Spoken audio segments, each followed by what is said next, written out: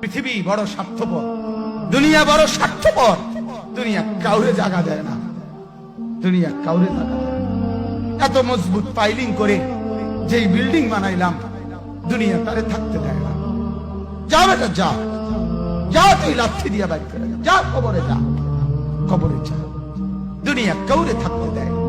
দুনিয়া কত ক্ষমতা ধরকে মাটির নিচে ফেলায় দিছে, দুনিয়া কত সম্পদ আলাকে মাটির নিচে ফেলে দিছে, দুনিয়া কত সুন্দরী নারীকে মাটির নিচে ফেলায় দিছে, মাটির সাথে রেজা রেজা করে ফেলছে।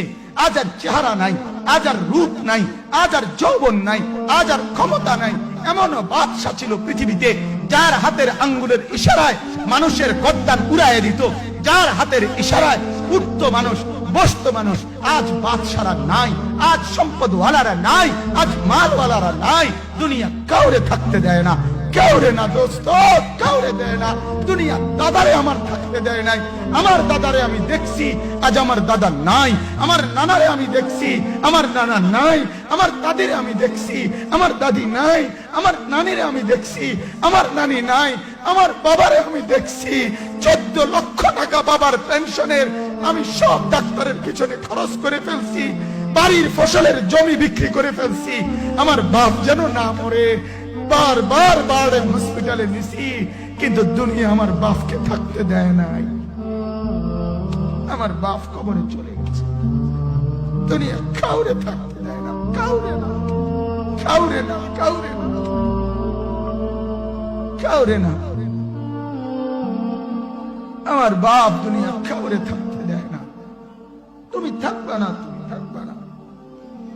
দুনিয়ার ধোকায় পড়ো না বাপ, দুনিয়ার ধোকায় পড়ো না। মাকে বুঝার, আজ মারা বেসামাল হয়ে গেছে, আজ বোনেরা বেসামাল হয়ে গেছে, বেপরদার উৎসব তুলে দিচ্ছে। এটা যেন আল্লাহর সাথে যুদ্ধ করছে। আল্লাহ করোনা না, তুমি আরো কিছু দাও, আমরা বেপরদিকে ছাড়বো না। যুবক ছেলেগুলো যেন বলতেছে, আল্লাহ তুমি করোনা দেওয়ার চাই দাও, অশ্লীল ছবি দেখা, ফেসবুকে নর্তকী দেখা আমরা ছাড়বো না। দেখি তুমি কি করতে পারো, তুমি যা করার করো। দোকানদার ব্যবসায়ীরা হারামের লেনদেন করা বন্ধ করছে না, সুদখোর সুদ ছাড়ছে না, ঘুষখোর ঘুষ ছাড়ছে না, নাফরমান আর জিনাকার ব্যভিচারী এরা কেউ কিছু ছাড়ছে না। বেহায়ার বেপর্দা নারী তার অশ্লীলতার বেহায়াপনা ছাড়ছে না। মুসলমান তার ঘরে টেলিভিশনের নর্তকীর আওয়াজ তো বন্ধ করছে না। হায় করোনা কিভাবে যাবে, আযাব কিভাবে যাবে বলেন, বলেন, বলেন আপনারা। আমার বাপ ফেরাউনের উপরে তো আযাব এতদিন ছিল না, নমরুদের উপরে আযাব এতদিন ছিল না, সাদ্দাদের উপরে আযাব এতদিন ছিল না, কারুনের উপরে আযাব এতদিন ছিল না, লূত আলাইহিস সালামের কওমের উপরে আযাব এতদিন ছিল না, হুদ আলাইহিস সালামের কওমের উপরে আযাব এতদিন ছিল না, নূহ আলাইহিস সালামের কওমের উপরে এতদিন আযাব ছিল না। আজ আমরা মালিককে এই পরিমাণ নারাজ করছি, মালিক এত বেশি নারাজ। আজ 1 বছর হয়ে গেছে, 1 বছরের চাইতে বেশি হয়ে গেছে, কই করোনার মহামারীর আযাব তো যাচ্ছে না, গেছে গা বলে। আমাদের লক্ষ লক্ষ বাচ্চার পড়ালেখা বন্ধ, এরা নষ্ট হওয়ার চূড়ান্ত পর্যায়ে পৌঁছে গেছে। মোবাইল এদেরকে শেষ করে দিছে। লক্ষ লক্ষ ছেলে।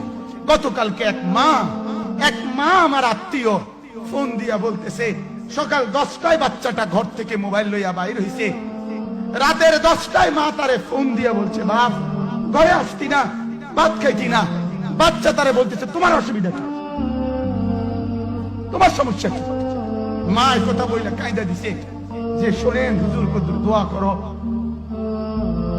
এক বাচ্চা, এক ছেলে, সে যদি তার মাকে কথা বলতে পারে, তার মানে গুনাহ তারে এত মজা দিয়া দিছে, ফেসবুক তারে এত মজা দিয়া দিছে, ইউটিউব তারে এত মজা দিয়া দিছে, নর্তকী তারে এত মজা দিয়া দিছে, গুনার দৃশ্য তারে এত মজা দিয়া দিছে, সে মাকে ধমক দিচ্ছে। রাত 10টা বাজলে কি হইছে, রাতের 3টা পর্যন্ত দেখলে তোমার সমস্যা কি? আমার আখিরাত আমি নষ্ট করলে তোমার অসুবিধা কি? আমার জাহান্নাম আমি ঠিক করে নিলে তোমার সমস্যা কি?